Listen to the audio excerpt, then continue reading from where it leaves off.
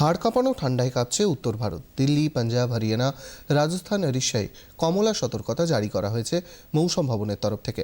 প্রবল শীতে বিপর্যস্ত হয়ে পড়েছে জনজীবন। ঘন কুয়াশার দাপটে বেশ কিছু এলাকায় দৃশ্যমানতা কমে গিয়েছে।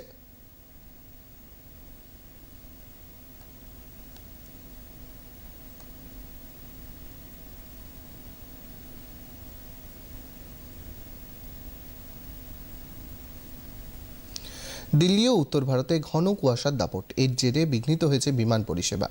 ইন্ডিগো ও এয়ার ইন্ডিয়ার পক্ষ থেকে যাত্রীদের উদ্দেশ্যে বিশেষ বার্তা দেওয়া হয়েছে। বিমান সংস্থার পক্ষ থেকে বলা হয়েছে, বাড়ি থেকে বেরোনোর আগে বিমানের স্ট্যাটাস দেখে যেন বেরোন যাত্রীরা।